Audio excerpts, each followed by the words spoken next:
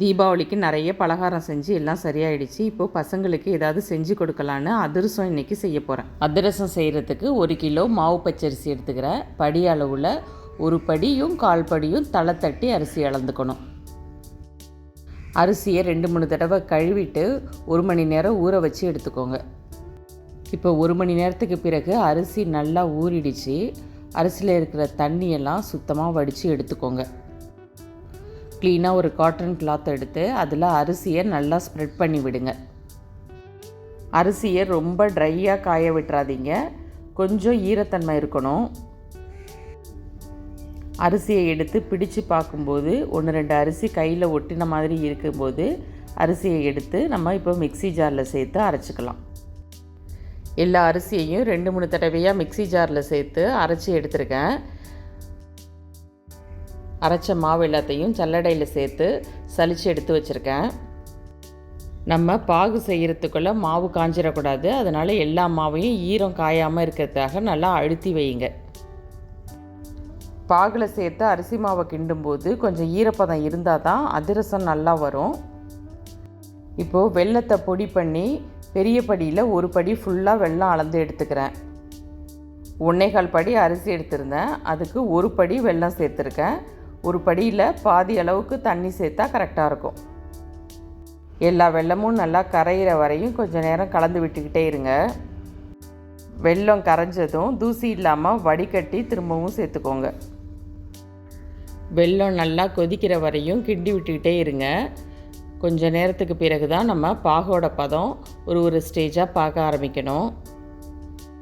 தட்டில் கொஞ்சமாக தண்ணியை சேர்த்து எடுத்து வச்சுக்கோங்க. இப்போ கொதிக்கிற வெல்லத்தை கொஞ்சமாக அதில் சேர்த்து வெல்லம் கரையுதான்னு பாருங்கள்.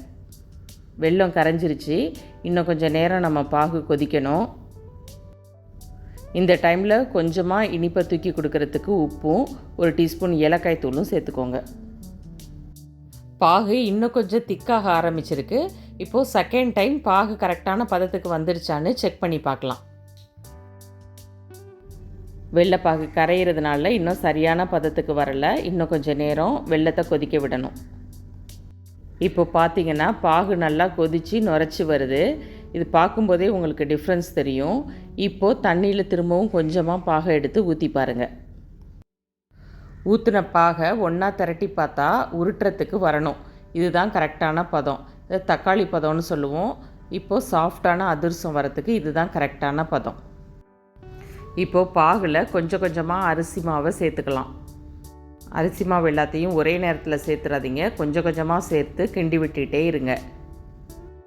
மாவு பாகோடு கொட்டி கிளறும்போது அங்கங்கே கட்டிப்படுற மாதிரி இருக்கும், பயப்படாதீங்க. கண்டினியூஸாக கிளறி விட்டுகிட்டே இருங்க. உங்களால் இதை தனியாக செய்ய முடியலன்னா வீட்டில் யாரையாவது ஹெல்ப்புக்கு வச்சுக்கோங்க. ஒருத்தவங்க மாவை கொட்டும்போது நீங்கள் கிண்டி விட்டுக்கிட்டே இருக்கலாம்.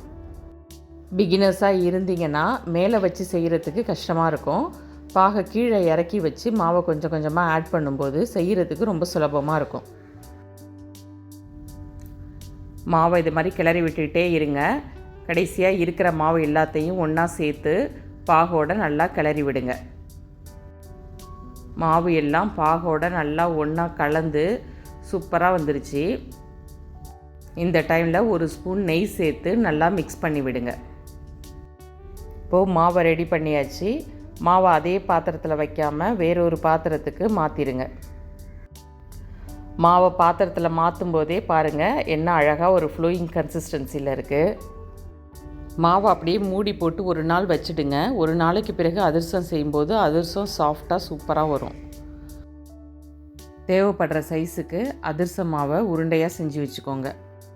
வாழை இலை இருந்தால் வாழை இலையில் எண்ணெயை லைட்டாக தடவிட்டு தட்டி எடுத்துக்கோங்க. நான் பட்டர் ஷீட்டில் தட்டி எடுத்துக்கிறேன். ரொம்ப தின்னாகவும் இல்லாமல் திக்காகவும் இல்லாமல் மீடியம் திக்னஸோட அதிரசத்தை தட்டி எடுத்துக்கோங்க. நடுவில் சின்னதாக ஒரு ஹோல் போட்டுக்கோங்க. எண்ணெயை சூடு பண்ணி அதிரசத்தை அதில் சேர்த்துடலாம். எண்ணெய் சூடானதும் அடுப்பை மீடியம் ஃப்ளேமில் வச்சு அதிரசம் ஒன்றா சேர்த்து சுட்டு எடுத்துக்கலாம். அதிரசம் போட்டு 2-3 செகண்ட்லேயே மேலே எழும்பி வரும். அதுக்கு பிறகு லேசாக எண்ணெயை மேலே தெளித்து விட்டு ஒரு பக்கம் வெந்ததும் திருப்பி போட்டுக்கோங்க. இன்னொரு பக்கமும் அதிரசம் வெந்த பிறகு பிளேட்டில் எடுத்து வச்சுக்கோங்க. சூப்பர் சாஃப்டான அதிரசம் ரெடி ஆகிடுச்சு.